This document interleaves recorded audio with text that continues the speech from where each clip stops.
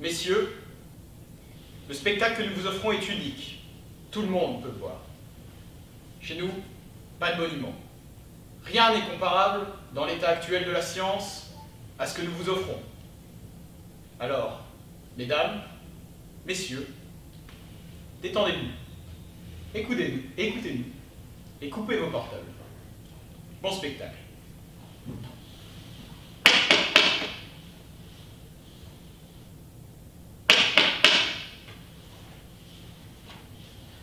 Oui, j'arrive. Alors c'est vous? Oui, écoute, laisse-moi entrer, je viens de parler. C'est qui, si vous savez bien, c'est défendu. Le patron ne veut pas. Oui, je m'en doute. Mais en ce moment, pas de danger. La représentation est commencée. Apollon présente les numéros. Il ne viendra pas nous Aussi, déranger. je ne vous dis pas, mais moi-même. Enfin, ici, c'est comme qui dirait, Ton laboratoire. si vous voulez. Et la compagnie me gêne. C'est ta réponse que je viens chercher. Mais je vous ai déjà répondu. Enfin, c'est pas ton dernier mot. Je t'offre le double de ce que tu fais ici. Sans compter une prime par numéro. Vous n'êtes pas si pressé. Et si, excessivement. Comment? Il me faut ta réponse ce soir. Je pars demain. Comment? Vous partez? C'est décidé. Et le cirque? Oh, tu te doutes bien qu'on ne le laisse pas. On l'emmène. Avant la fin de la fête? J'en ai marre de la fête. Les gens ne pensent qu'à jouer aux roulettes, à gagner des kilos de sucre à la loterie, à s'empiffrer de nougat ou encore à se saouler la gueule dans des trucs à se casser les os. Mais pour un programme convenable et artistique, comme celui du cirque Artakov, plus personne. Ici, ça ne désemplit pas. Parce que le monde est pourri. C'est une honte que ça fasse de l'argent, votre galerie des phénomènes. Vous dites ça parce que c'est de la concurrence. Je dis ça parce que c'est de la dégoûtation. Le patron, vous entendez? Ah, il sait bien ce que je pense de sa boîte. Son travail. Enfin, le public d'aujourd'hui a du sadisme dans la peau. Il ne s'intéresse qu'aux saloperies. Vous avez raison d'en profiter. Si ça vous dégoûte tant que ça, pourquoi voulez-vous m'embaucher? Parce que moi aussi, je veux me mettre au bout du jour. En fait vedette, je vais leur lancer des phénomènes dans le genre des vôtres. C'est moins coûteux que les shows et que les acrobates, et ça fait davantage plaisir. Pourquoi travailles-tu donc?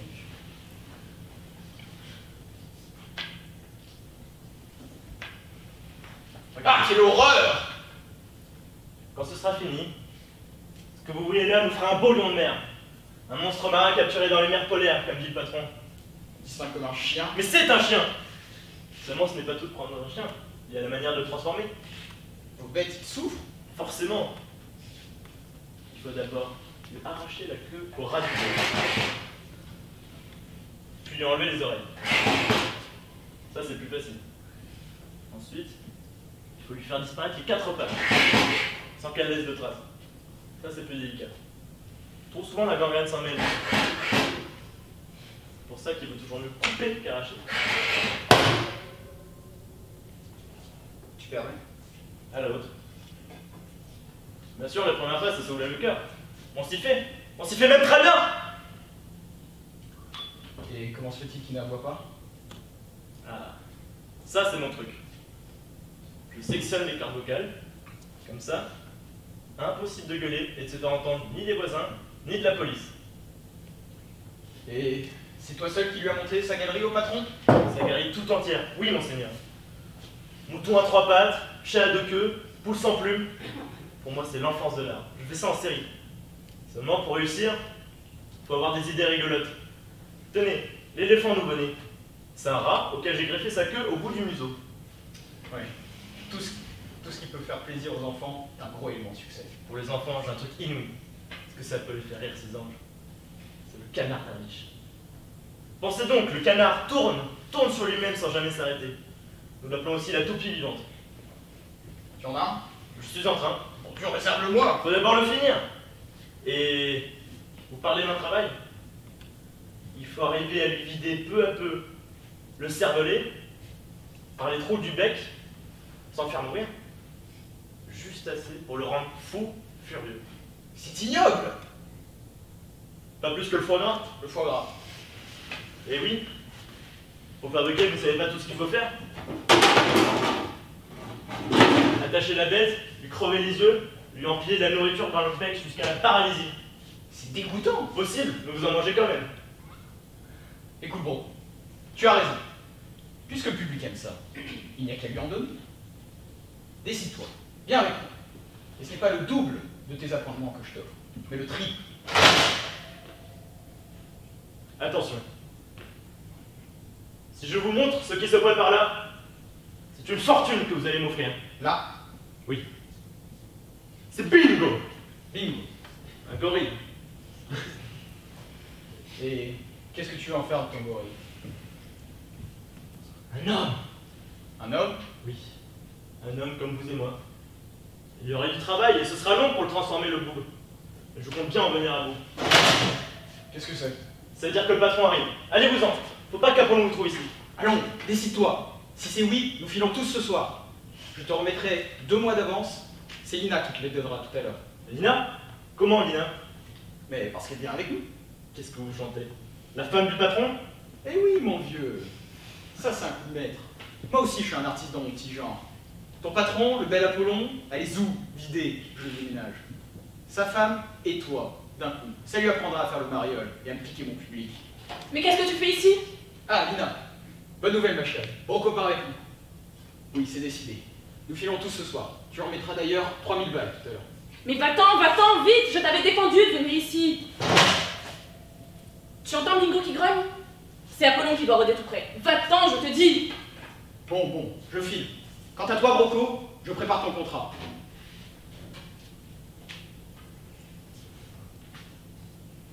Tu étais là? Oui, j'étais là. Un instant au-dessus.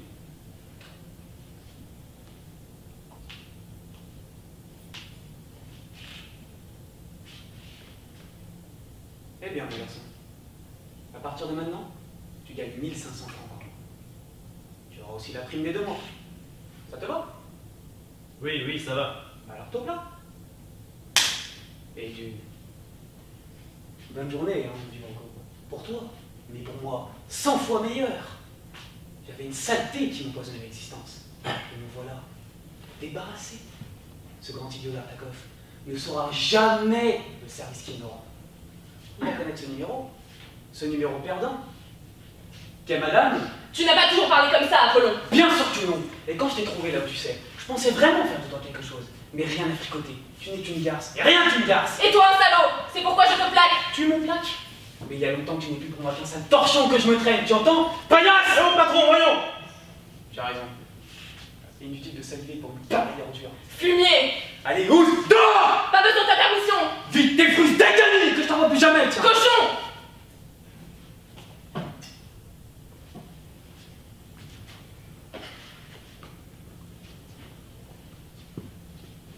Dites donc, patron.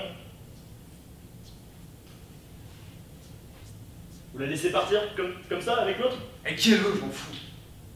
C'est abruti pensait me jouer un tour. Il s'en prépare du bonheur. Quant à nous, c'est d'accord. Et je vais te signer ton contrat dès à présent.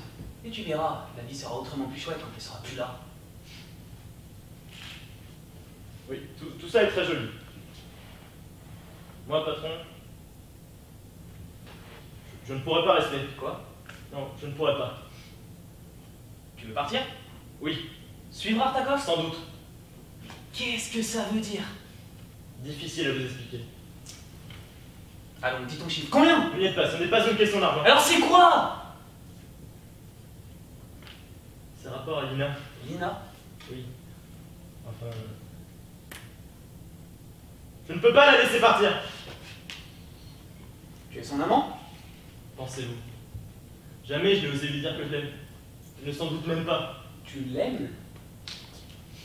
J'en suis marteau. Comment vous expliquer? Je pense à elle en crever quand elle est là. J'en trempe de désir.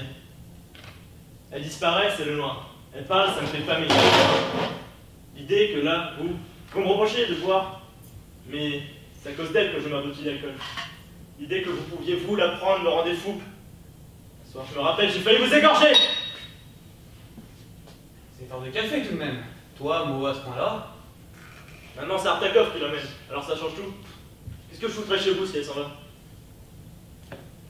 Attends, j'ai une idée. Lina! Qu'est-ce que tu veux? Entre. Je t'ai dit de mauvaises paroles tout à l'heure. Je le regrette. Ce n'est pas une raison parce que l'on ne s'entend plus. C'est pour ça? Oui, c'est pour ça que je t'ai pris à venir. Ce n'était pas la peine. Si! Je voulais te faire un cadeau. Un cadeau? Inutile. C'est bien la moindre des choses quand on se quitte. Et puis, tu sais, on n'a pas toujours été malheureux. Nous comprenons. Oui. Et alors, ce cadeau? Le plus beau qu'une femme puisse rêver. Un homme qui t'aime, ma petite Lina. Voici Broco. Broco qui t'aime en père de Silo. Mais patron, Laisse. Qu'est-ce que tu chantes? Tu ne t'en doutais pas? Eh bien, je te l'apprends. Broco est amoureux de toi. Alors voilà, je te l'offre. Quant à toi, je te la donne. Voici la demoiselle de tes pensées. Profites-en, je te la laisse. Non, mais tu es complètement malade. C'est pour ça que tu m'as fait venir? C'est pour ça que je te prie de rester. Tu vas saisir. Que tu aies rejoint Artakov, aucune importance. Bon voyage, et un autre. Mais il y a Broco. Broco qui m'est indispensable.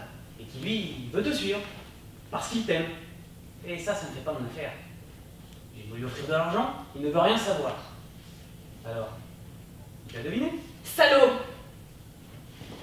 Quoi? Salaud? C'est une façon de t'acquitter envers moi? Idiot, bah, triple idiot! Ta plaisanterie est sinistre! Allons, laisse-moi passer! Mais lâche-moi!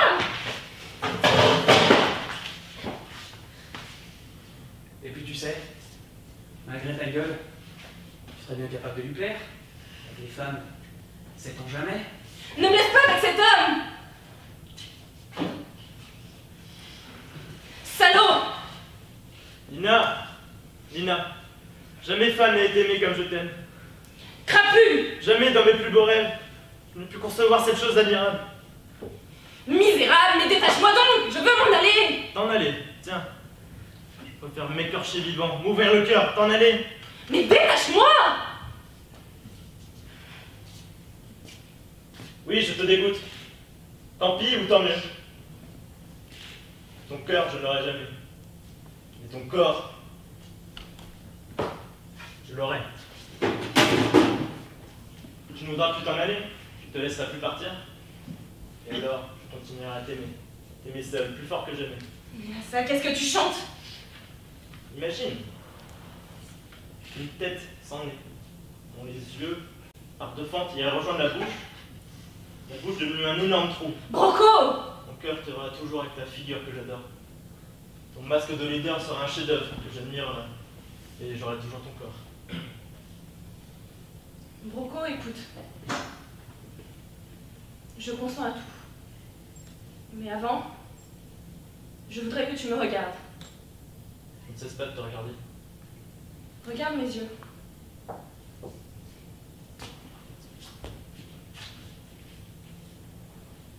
Ils ne te disent rien, mes yeux? Lina, Oui. Lina, Oui. Jamais homme, n'est-ce pas, ne m'a aimé autant que toi. Tout ce que tu dis, tout ce que tu fais, c'est par amour de moi. Oui, c'est vrai, je le sens. C'est toi, Broco. C'est toi que je veux. Je t'aime. Lina, est-ce possible? Je t'aime. Est-ce que je rêve? Mon amant que j'adore. Ma chérie, mon amour. Merci. Oh, serre-moi.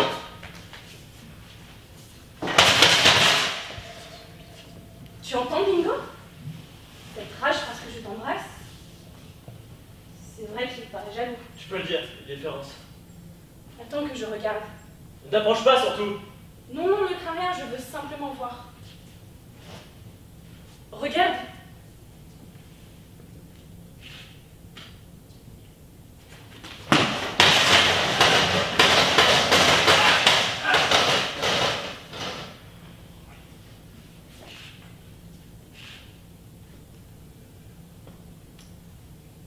Salaud. Tu voulais me défigurer? La voilà ta surprise.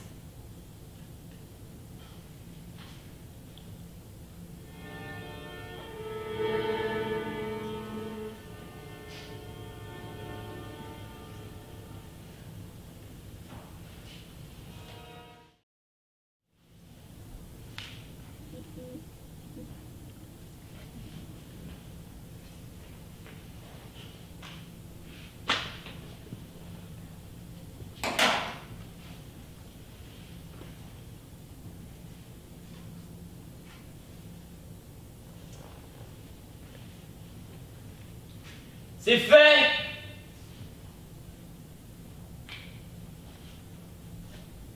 La Grise d'abord, toute seule, pour pas qu'elle se doute. Et puis, Turc et Black, coup sur coup. La sale besogne, monsieur, je me fais l'effet, je ne sais pas moi, d'un braconnier, oui, d'un braconnier. Mon pauvre Gildas. C'est vrai! V'là des bêtes qu'on a quasiment élevées, des chiens qu'on a dressés pendant des mois, de bons amis, des serviteurs qui vous regardent dans les yeux. Et puis un jour, on les abat tous, pour obéir aux ordres de l'administration. Et il le fallait bien! Vous n'aurez pu attendre! Oh!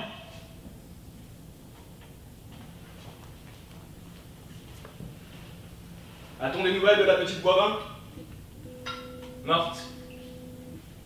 Étouffée entre deux matelas. Pas de nouveaux cas? Non, monsieur.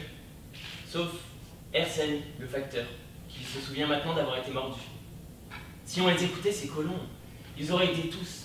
D'ailleurs, ce serait justice! Bon, Gildas, du calme. Ils tuent tous les chiens qu'ils rencontrent! Tu vois que nous avons eu raison d'abattre l'autre. Non, non, ils n'avaient rien, nos chiens! Monsieur n'a pas besoin de moi aujourd'hui? Non. Demain non plus? Alors, si monsieur permet, je vais aller à la ville. Je ne veux pas rester ici. Tu as raison, ça te changera les idées. Tiens, voilà un peu d'argent. Amuse-toi. Reste absent 3 jours, 4 jours si tu en éprouves le désir. Mais reviens avec une autre figure et d'autres idées. Mais, et monsieur? Ne t'inquiète pas de moi, je ne m'ennuierai pas. Bien sûr. Je te tête le scandale, la fable du pays. On parle, on jase. Enfin, ça leur fait plaisir à ces braves gens. La chambre est faite? Sans doute, monsieur. Alors tu peux partir.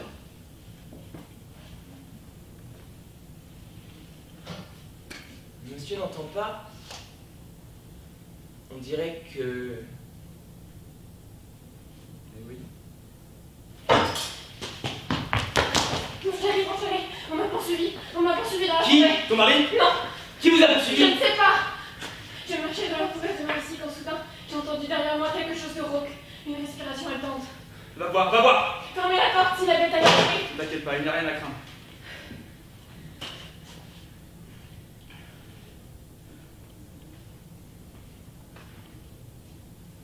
Il n'y a rien dehors. Rien. Personne. Il y a du vent. Madame aura entendu le vent faire bouger les feuilles et madame aura pris peur. Il n'y a personne autour de la maison. Tu vois, tout va bien. Monsieur n'a plus besoin de moi? Je peux partir? Oui, va. Eh bien, tu es rassuré? Un peu. Pas tout à fait. Hein. Viens dans mes bras. Dis-moi, tu as fait ce que tu m'as promis. Tes chiens. Oui. C'est vrai, tous. Oui, oui, et j'ai eu tort. Et je le regrette. Elles étaient parfaitement saines, ces bêtes. À cause de tes imaginations folles, je les ai fait abattre. Il le fallait. Mais non! Si tu ne l'avais pas fait, je ne serais pas revenu ici. N'en parlons plus. C'est fait.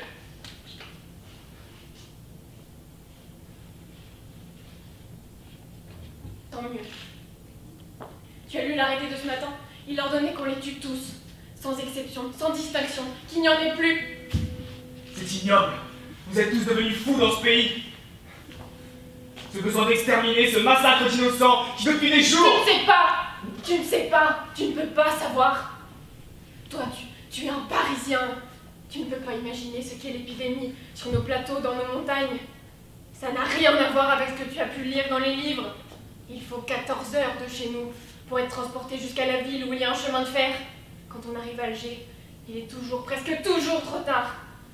Le mal est entré, a pénétré tout l'être. On a fait une bête qui hurle. Il y a 10 ans, j'ai vu une épidémie de rage par un été chaud comme celui-ci. Les bêtes, toutes les bêtes, étaient devenues sauvages. Tu ne sais pas, tu ne sais pas. Moi, j'ai vu un homme enragé. J'ai vu un homme mourir en convulsion. C'est affreux. C'est pour cela que je deviens folle. Écoute, si tu as peur, pourquoi es-tu venu ici aujourd'hui? J'avais peur pour toi. Tu es si imprudent, si inconscient. Et moi, je t'aime. Sache-le bien ici, autour de toi, autour de nous. Il y a du danger, un danger constant. Elle est bien fermée, cette porte. Oui, parfaitement bien. Il n'y a rien à craindre. Ce soir, je te reconduirai au village chez toi. Tu y entreras et tu n'en sortiras pas avant la fin de l'épidémie. Il n'y a pas de chien chez toi. Si, Comment? si, il y en a un. Et tu ne l'as pas? Je ne sais pas. C'est le garde qui revient? C'est lui. C'est mon mari. Ton mari monte, vite, vite, vite. Bonjour, monsieur le Parisien. J'ai frappé à tout hasard. Je ne savais pas si vous m'ouvriez. Vous pouviez être à la chasse. Il y a du beau gibier dans ce pays.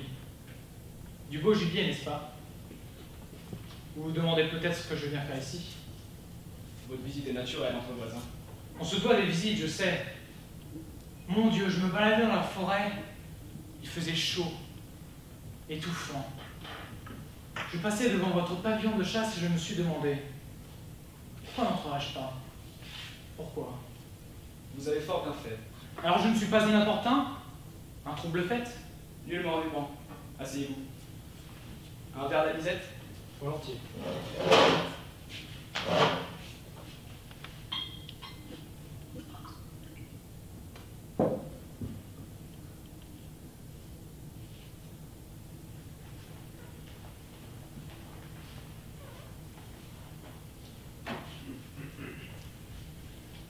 À votre santé.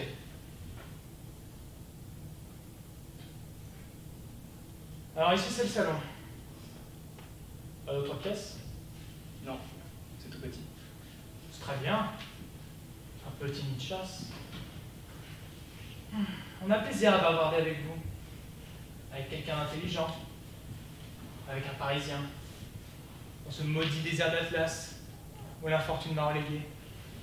C'est une aubaine. Une faveur du sort. Dites-moi donc, qu'est-ce qui vous a donné l'idée heureuse de passer l'été ici dans ce pays perdu? La passion de la chasse. Vous savez, cette année, pas de chasse. On abat les chiens et on dirait, monsieur, que les bêtes comprennent. Elles errent, effarées, dans les champs, dans la forêt. C'est un danger véritable pour le paisible et sentimental promeneur qui rêve aux étoiles. Vous savez, moi je ne crains rien. Méfiez-vous tout de même. Vous savez qu'on devait m'envoyer un sérum de l'Institut Pasteur, mais on n'en a pas envoyé. Alors, Évidemment, ce n'est pas rassurant. ah non, surtout pour moi. Quand je pense que depuis quelque temps, ma femme a été prise d'une sorte de manie ambulatoire. Jamais à la maison, toujours en ville, à droite, à gauche. Elle ne tient pas en place. Vous devriez lui en parler. Moi? À quel titre? J'ai remarqué qu'elle faisait grand cas de votre jugement. Dites-lui que pour quelque temps, pour le temps de l'épidémie, elle met un frein à sa bougeotte, à son envie de liberté, d'indépendance, que le pays n'est pas sûr, que les bêtes sont venues sournoises et méchantes. Dites-lui que pour éviter un accident potentiel, elle reste à la maison. Elle n'en sorte pas. Mais docteur, vous semblez oublier qu'il y a un chien chez vous. Un chien chez moi. C'est ma femme qui l'a dit. C'est elle.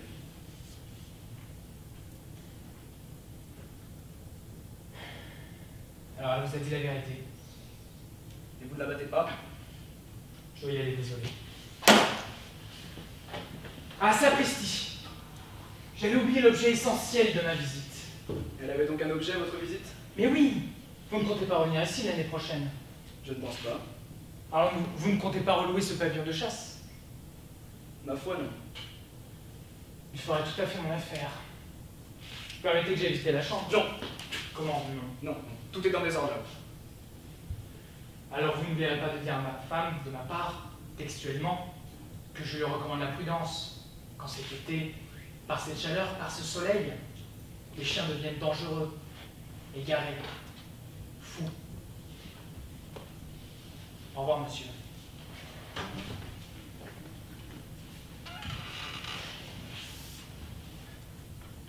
Tu as écouté?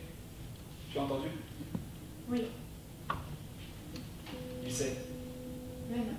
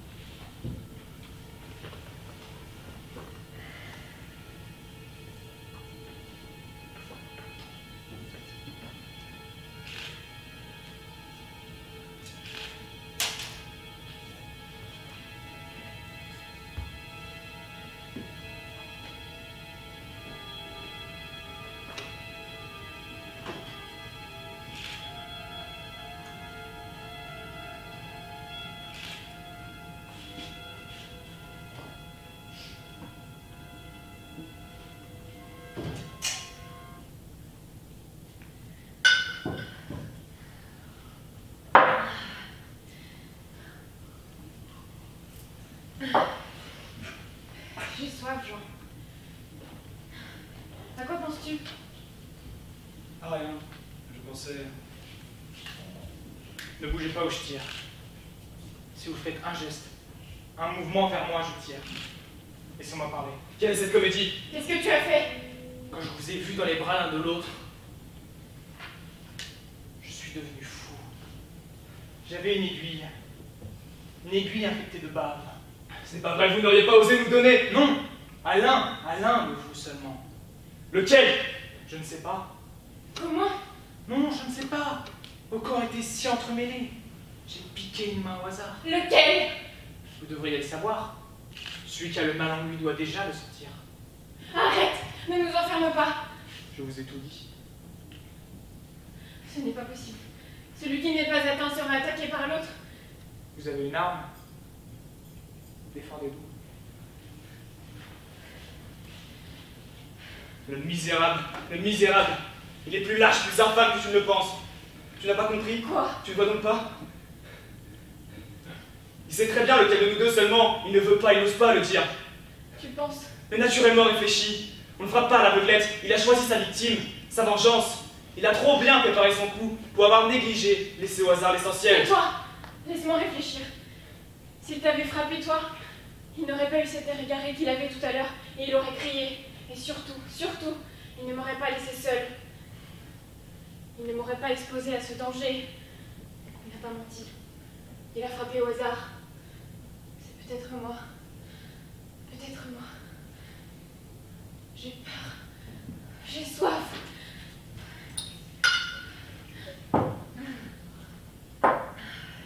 Très soif. Abominablement.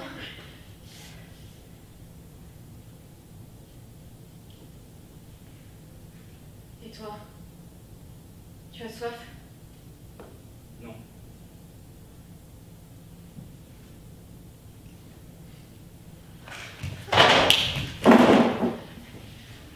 Jette le couteau!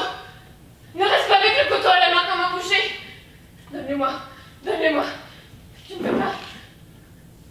Mais ce n'est pas forcément moi la bête! Ce n'est pas sûr, rien ne le prouve! Tu n'as pas le droit de le garder! Donne-le-moi, voyons! Lâche-moi! Lâche-moi! Arrête!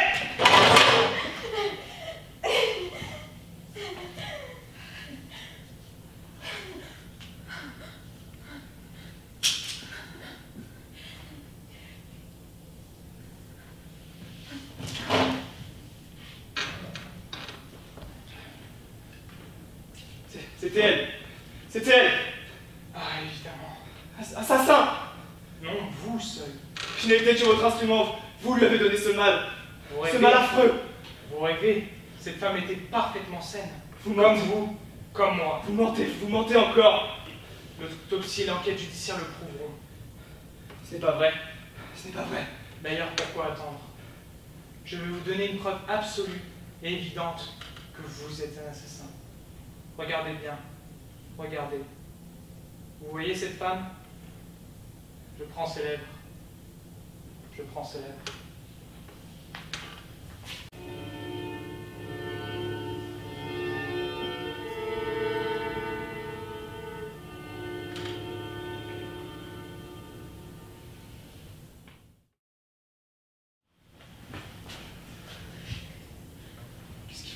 pareil.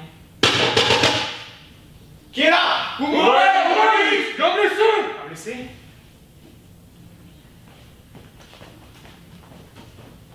Oh, c'est pas trop tôt! Vous voulez nous laisser crever dehors ou quoi? Quoi donc qui vous est arrivé? Plus de peur que de mal. Heureusement. Un faux pas, il a roulé dans la neige. Dans la neige? Dans le précipice, oui. Mon Dieu, j'en suis encore tout retourné. Oh, c'est beau ici. Bon, remets-toi dans un chien, là, tu en trembles encore. J'ai eu peur! Et moi, j'ai bien cru que ça y était. Pour sûr que ça y était. Y a pas d'erreur. Si Alan n'avait pas été là, juste pour me tendre la main, quand j'y pense. Eh. N'y pense plus et sèche-toi. Je parie que c'est arrivé du côté de la Grande Marnière. Il est traite ce coin-là. Petit Leduc y a trouvé la mort l'année dernière. On est dans la Grande Marnière? Et je croyais qu'on y tournait le dos. Alors comme ça, vous vous êtes perdu dans la montagne. Ah, c'est bien possible. Avec le brouillard de l'après-midi et la tempête qui est arrivée avec la nuit. Oui, heureusement on a aperçu de la lumière. Oh, vous devez être bien fatigué. Attendez, je vais aller vous chercher quelque chose.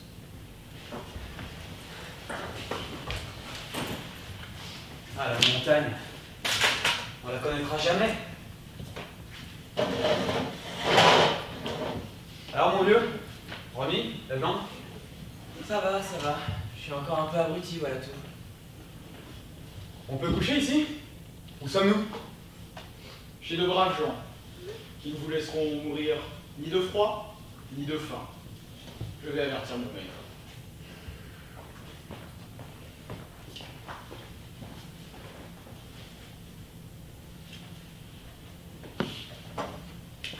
Mais... Qu'est-ce qui le prend? Mais c'est la porte à la croix! La porte à la croix. Nous sommes chez l'homme! Mais oui, c'est sûr. J'aurais dû m'en douter. Ils n'ont plus croire tourner le dos à la Grande Marnière. Mais enfin, nous sommes chez qui? Hé, c'est l'homme qui a vu le diable! Quoi? Qu'est-ce que c'est? Des histoires de la montagne. Il n'y a qu'une porte comme ça dans toute la montagne. Qu'est-ce que c'est que cette porte-là? Ce n'est rien, Pourquoi y a-t-il une croix sur cette porte? pour rien, Mais où va-t-on par cette porte-là? nulle part. Mais qu'est-ce que c'est encore que cette Ne touche histoire? pas à cette porte! Tu as raison, il ne faut toucher à rien ici, à rien! Il faut partir! Partir? Partir. Oui, cette maison porte-malheur. L'année dernière, le petit Leduc, pour avoir seulement touché à cette porte par une nuit d'orage comme celui-ci, a été retrouvé le lendemain, au fond de la Grande Marnière. Alors, vous ne faites bien rire, mais si Petit Leduc était resté ici, il ne serait sans doute pas mort. Qu'est-ce que tu en sais? Si je te dis que je préfère passer la nuit au bord des précipices que de rester dans cette maison-là, moi. Et pourquoi ça? Eh, parce que c'est la maison de cet homme-là. Pas pour autre chose. Ils sont fous à lier. À enfermer. Vous verrez qu'on finira par les enfermer, ces deux-là, avec leurs histoires de bonnes femmes. À ce qu'il paraît, c'est vrai, tout ce qu'il y a de plus vrai. Ça suffit. Nous passerons la nuit ici. Maintenant, si ça te plaît de descendre à la chaude fond par les chemins qu'il fait, bonsoir. C'est trop bête. Laisse-les donc partir. C'est bon, c'est bon. Vous l'aurez voulu. Il arrivera ce qui arrivera. Que la volonté de Clary soit faite. Nous avons tort. Vous verrez que nous avons tort. Venez, je vais vous montrer vos chambres. Tu sais que tu as eu tort de nous obliger à rester ici? Pourquoi? Tu trouves naturel cette croix sur cette porte? Je t'assure, Mathis, qu'il y a des fois où je te trouve stupide. Oui, je me suis aperçu qu'il y a des fois comme ça. Mais tu m'exaspères à la fin avec ta manie de contrarier tout le monde. Tu te rendras insupportable à tes meilleurs amis. Alan ne vient pas nous voir si souvent. Alan est un bon camarade à moi, un compagnon d'enfance, un ami. Je me suis aperçu que c'est quand il est là que tu me trouves stupide. Eh Mathis, qu'est-ce que tu fais? Tu viens? Eh bien, tu ne vas pas voir ta chambre? Si, si.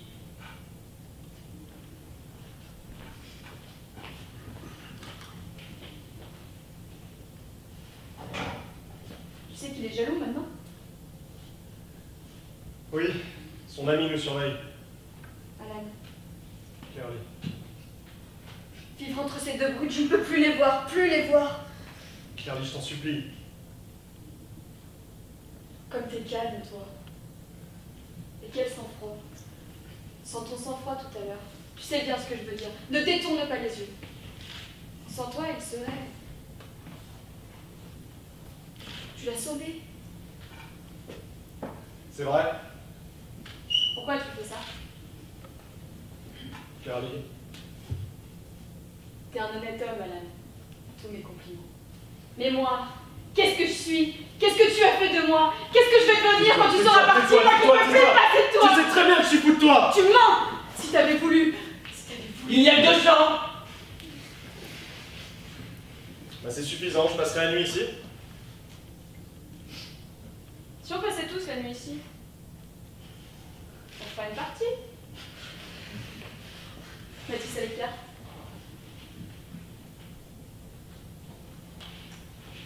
Bonsoir, mes hôtes.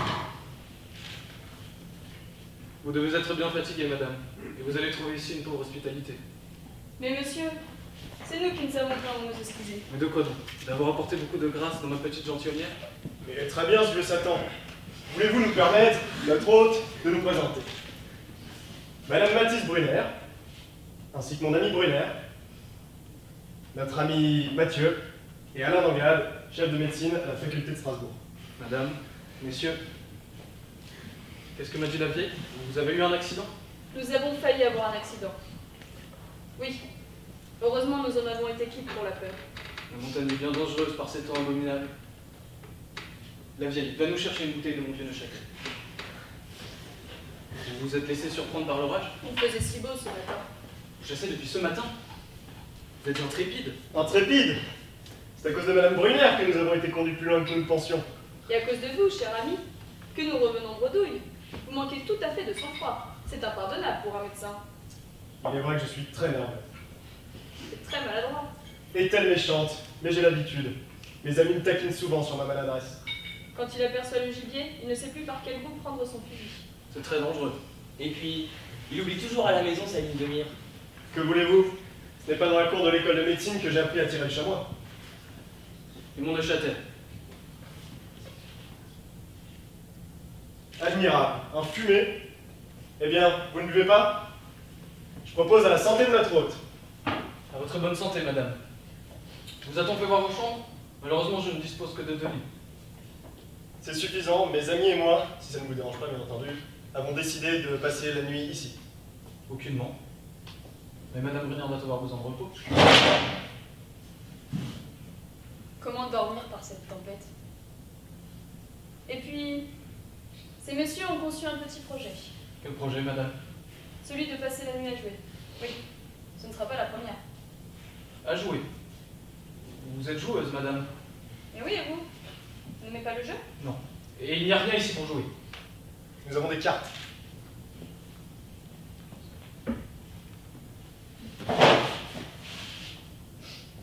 Vous êtes venu avec des cartes?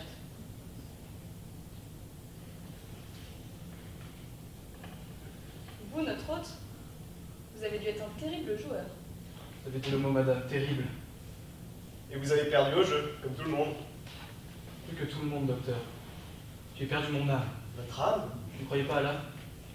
Une question un peu embarrassante pour un professeur de la faculté. Oui, il fut un temps, moi non plus, je ne croyais ni à Dieu, Ni à qui? Pourquoi me regardez-vous ainsi? Vous vous en doutez peut-être? Et je ne vous fais pas peur. Vous m'intriguez. Cela ne vous inquiète pas de vous trouver ce soir dans ma demeure? Non, pourquoi? Demandez-le à ces messieurs, qui n'ont pas touché une miette de mon pain, pas une goutte de mon vin. Ils savent bien eux, que ma maison porte malheur. Nous y voilà.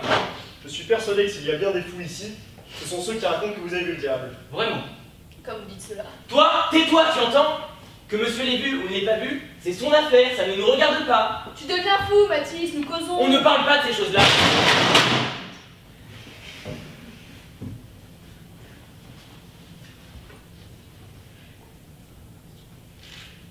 Ah, cette tempête. Ouais. Il n'y en a pas eu de pareil depuis bien des années. Alors, c'est vrai ce qu'on raconte? Vous l'avez vu? Comme je Bien. vous vois, madame. Et ça vous a coûté cher? Toute la fortune du monde. Vraiment? Vous ne me croyez pas? Ma foi, non. Et naturellement. Vous, l'homme de science, vous doutez. Ah, la science, vous savez, mon hôte. Vous n'y croyez pas? À quoi croyez-vous donc? Difficile à dire. En attendant, vous raillez. Mais non, je ne sais même pas de quoi il s'agit. Vous parliez de jeu tout à l'heure, je vais vous le dire. Je me suis ruiné. Des millions engloutis. Oui, à l'époque, j'étais ruiné et amoureux. J'aimais comme un fou une jeune fille très riche, à laquelle il me fallait désormais renoncer. Bref, certains soirs, dans ma détresse, je me trouvais dans ce vieux manoir. J'étais dans cette pièce, mon fusil chargé. Attendez ma dernière volonté, dans ce coin où se trouve justement celui-là. C'est bien. J'ouvris la fenêtre. La première chose que je vis fut debout sur la roche plate noire sous la lune. Un grand vautour immobile. Je tirai dessus presque à bout portant, et je suis un droit tireur. Il ne bougea même pas. Il continua de me regarder, ricanant d'une façon sinistre. Je quittai la fenêtre et me mis à écrire sur cette table, à cette place, ma dernière lettre à ma fiancée. Quand ayant levé la tête, je vis juste en face, tenez, où depuis j'ai fait poser une porte avec une croix, où se trouvait alors une grande glace. Je vis la glace remuer et tourner sur elle-même. Ma pâleur était telle que j'aurais pu me croire en face d'un cadavre. Et la figure qui était dans la glace parla. Elle me dit, me voilà. Mais je suis enfermé là-dedans. Ouvre donc. Ouvre cette porte. Et comme je n'osais pas, on a tapé 3 coups dans la porte. Et elle s'est ouverte toute seule. Et après? Après que la porte du placard se fut ouverte toute seule. Qu'est-ce qu'il y avait dans le placard? Il y avait là quelque chose qui m'a brûlé les yeux. Des lettres de feu. 2 mots. Tu gagneras. Comment? Tu gagneras? Vous ne comprenez pas? Le diable en 2 mots m'avait au fond de l'armoire. En lettres de feu écrit mon destin. Tu gagneras. Joueur décalé, je veux devenir riche. Et il me dit simplement, tu gagneras. En 2 mots, il me donne toute la fortune du monde. Tu gagneras. Comprenez-vous maintenant?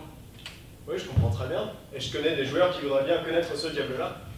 Le lendemain matin, la mère Appenzell me trouvait écroulé au pied du placard. Quand on me fit revenir à moi, hélas, je n'avais rien oublié. Je ne devais rien oublier, jamais. Et vous avez gagné? Toujours. Comment, toujours? Mais oui, toujours. Ça, par exemple. Vous pensez que je vous mens? Non. Je pense que vous avez été victime d'une hallucination. Oui, je sais, on n'a pas besoin d'être savant pour avoir une idée pareille. Je l'ai eu, cette idée-là. Quelques jours plus tard, je me rendais au cercle me disant « Nous allons voir cette fois-ci si diable est dents ». Je n'avais point achevé ma phrase. On mettait la banque aux enchères, je l'ai prise pour 200 louis. Je n'étais pas arrivé au milieu de la taille que je gagnais 300 000 francs. Je gagnais tous les coups. Et vous n'en avez pas perdu un? Pas un. Qu'est-ce que tu dis de ça, Alan? Je dis que j'aimerais bien jouer avec monsieur. Et avec tout votre argent, vous avez épousé celle que vous aimiez? Non, madame. Moi qui ne croyais à rien ce jour-là, j'ai compris que j'étais damné. Quand on est damné, on ne pense plus épouser un ange. Et à quoi donc pense-t-on? Il ne fallait pas appeler le diable. Je suis pour ceux qui savent ce qu'ils veulent, moi. Pourquoi êtes-vous venu avec des cartes? Oh, mais il est complètement fou. C'est possible. En attendant, montons au coucher. Mais on devait passer la nuit ici à jouer. Il y a un bon lit là-haut. Et demain matin, nous devons nous lever de bonne heure. Nous serons mieux qu'ici. Bon, je vais rester ici, du coup. Monte. Bonne nuit, Alan.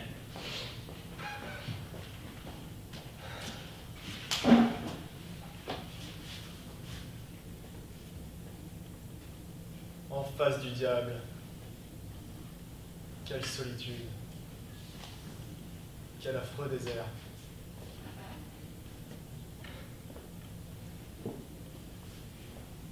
Tiens, un vautour. Peut-être l'oiseau dont parlait le vieux.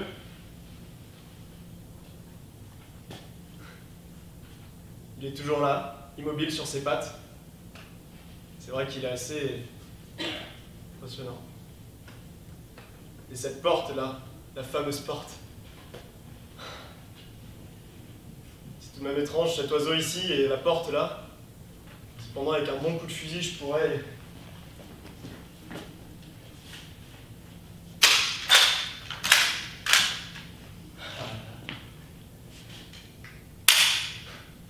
Oui, mais moi, je suis sûr de le manquer.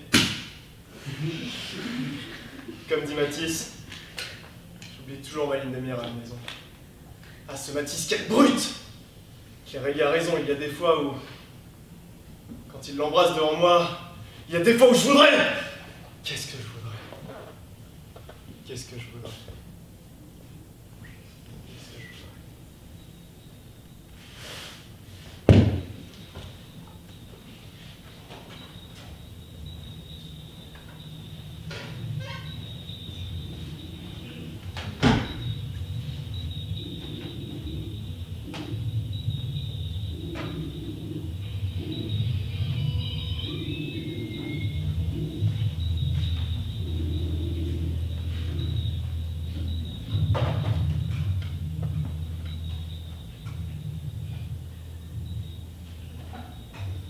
Alan! Alan! Alan! Qu'est-ce qui lui est arrivé? Et la porte du diable qui est ouverte. Je disais bien qu'il nous arrivait malheur. Alan? Il soupire. Il doit revenir de loin. Peut-être depuis longtemps qu'on ne pense. Ah, Matisse, Matisse, toi, Matisse! Nous avons trouvé écroulé là. Tu as sans doute voulu faire le malin, hein? Oh, cauchemar, rêve abominable! Qu'est-ce qu'il y a?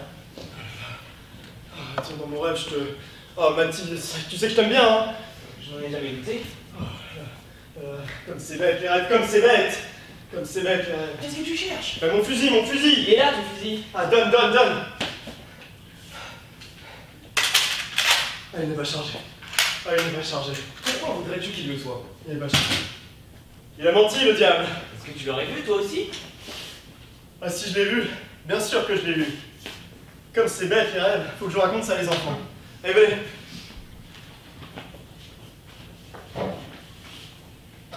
Où qui sont tous? Le maître ne veut plus les voir. Je suis censé les aider à porter leurs affaires jusqu'à la ferme. Et puis là, passer à la grande marnière. Bonsoir. Ne voudrais pas qu'il leur arrive du mal. Qui fiche le camp! Ah, voilà leur sac, les fusils. Ah, la mère. Ce vautour qui est là. Un sacré vautour. Eh bien, laisse-le tranquille. Tu m'entends, Guillaume? Laisse-le tranquille. Guillaume! Guillaume! C'est le maître qui t'appelle. Guillaume! J'y vais.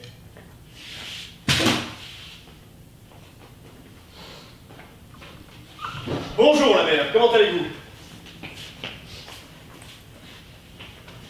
Bonjour Alan. Tu as bien dormi? Très bien, très bien. Il nous racontera ça en route. Oui, il nous racontera ça en route. En se pressant un peu, on peut encore rencontrer le chamois à l'éveil du Mont Lion. Alors, on va encore en massacrer? Oh, toi, n'oublie pas ta ligne de mire. Oh, bah tiens, justement, je vais te le finir tout de suite, mon histoire. Comme tu parlais dans mon rêve, je te mettais justement en joue.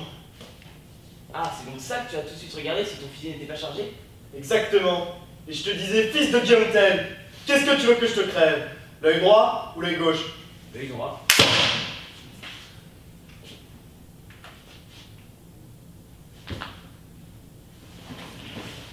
Je vais tuer.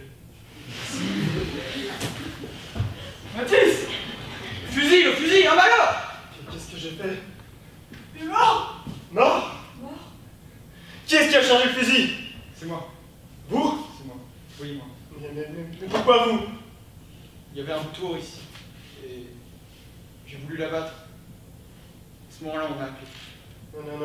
Non, moi je sais qui a chargé le fusil. C'est toi qui as tué mon ami. Moi? Oui. C'est toi qui as mis la mort dans le fusil. C'est toi qui m'as envoyé au diable cette nuit. C'est toi que je ne te revois plus. Plus jamais. Pourquoi a-t-on touché à cette porte? Voilà, merci.